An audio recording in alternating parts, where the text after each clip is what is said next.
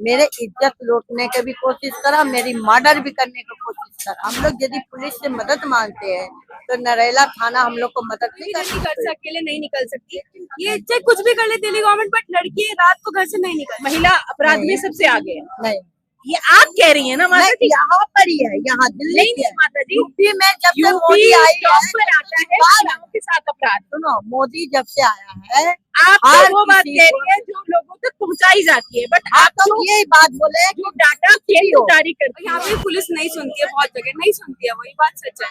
तो वही उनकी थोड़ी हेल्प करी जाए ये भी, और ज्यादा लेडीज पुलिस ऑफिसर रखी जाए कि वो एटलीस्ट उनसे शेयर कर सके अपनी बात। कि एक मौका मोदी जी के पूरी बहुमत से देना मोदी चाहती जी हूँ। तो पूरे इंडिया को चला रहे हैं, नहीं, इंडिया को चलाना नहीं, उनको फिर छूट नहीं, नहीं, यहाँ बीच में केजरीवाल भी है ना।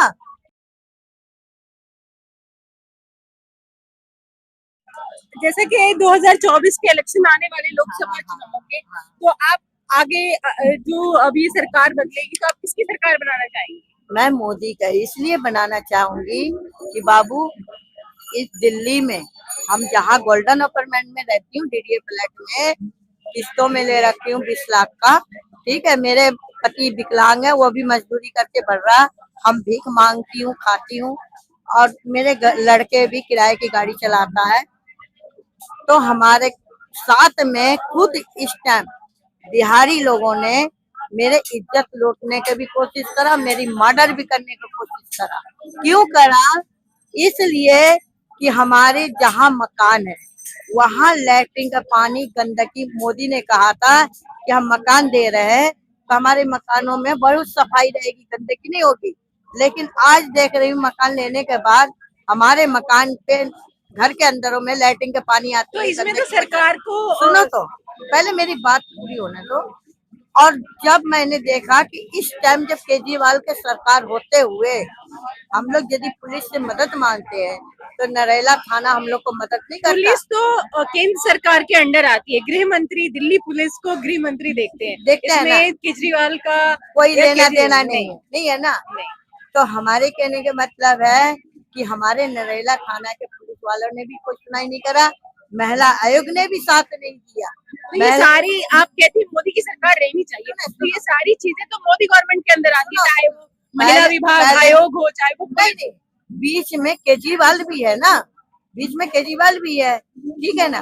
तो हमारे कहने के मतलब है कि यदि मोदी का इसलिए जरूरत है कि मोदी आएगी तो यहाँ से दिल्ली से कुछ गंदगी साफ।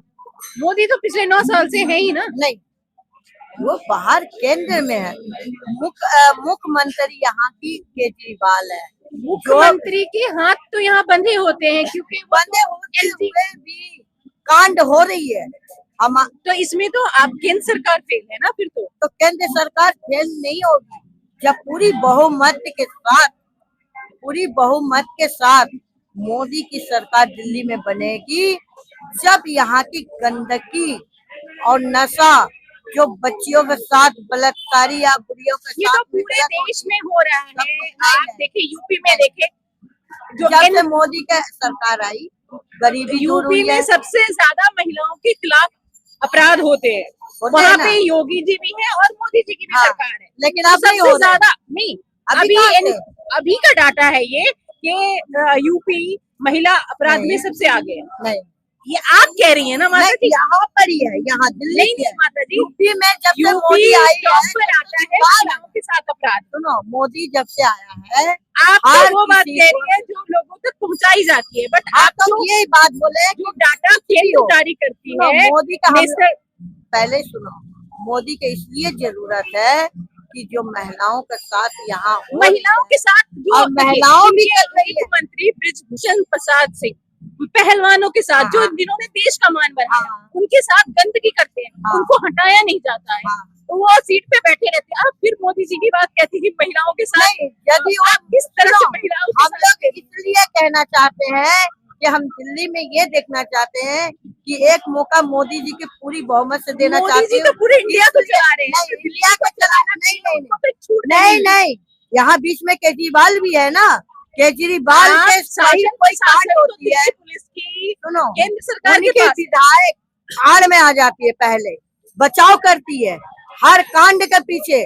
क्योंकि केजरीवाल के आदमी आ जाते हैं और इनकी चलिए सर में आपका मानना हमारे है, कहने का मतलब लेकिन महिलाओं के प्रति अपराध अच्छा। में तो योगी राज जिसको बोला जाता है बुलडोजर राज, वो सबसे टॉप पर है। हाँ, लेकिन तो मोदी मोदी और योगी दोनों का राज है। दोनों का राज है ना, तो फिर आप यहाँ पर योगी का राज मोदी का राज नहीं है ना, वो केंद्र में है। क्यों? अभी मोदी का जब पूरी बहुमत से राज आ जाएगी तब हमें ये देखना है कि दिल्ली में हो क्या। लेकिन मैं तो और दूसरी बात, केजरीवाल का रहते हुए इतनी महंगा सिलेंडर आ रही है, हर आम आदमी ये सारी चीजें तो केंद्र सरकार ने बनाई, सरकार ने करा, तो उनके ऊपर भी ये बात मैं कह रही हूँ, मोदी जी भी सुने, इस चीज का भी लागू करें, कम करने का। और प्राइवेट में जो गरीब आदमी अपनी बच्चियों को पढ़ा नहीं पा रहे हैं, आप देखिए राजस्थान में इलेक्शन आते हैं तो मोदी जी वादा करते हैं कि हम 450 रुपए का सिलेंडर देंगे। हाँ, जबकि केंद्र में उनकी सरकार है, वो चाहे तो पूरे इंडिया को 450 में सिलेंडर दे सकते हैं। तो दोहरी नीति क्यों? दोहरी नीति, यही बात तो आप मोदी जी को लाना चाहते हैं? नहीं, मोदी जी का नहीं, मोदी जी का इसलिए लाना चाह रही हूँ कि यहाँ जो बदमाशी होती है, चाहे औरत बदमाश हो चाहे आदमी बदमाश हो, इनकी सुधार के लिए हमें मोदी और योगी की जरूरत है। और पुलिस जब सुधरेगी जब यहाँ पर इसे केजरीवाल का सरकार नहीं होगा और मोदी का पूरी बहुमत से सरकार होगी, तब हमें यही देखना है कि पुलिस जो उनके अंडर में रह के काम नहीं कर रही है, अब वो पुलिस काम करती है कि नहीं करती है। और जब नहीं करेंगे तो हम मोदी के खिलाफ भी उस टाइम में एक्शन करेंगे। हमने इनसे पूछा तो आंटी कह रही है मोदी का हम मौका देते हैं। आप बोलोगे काम नहीं हो महिला सुरक्षा पे?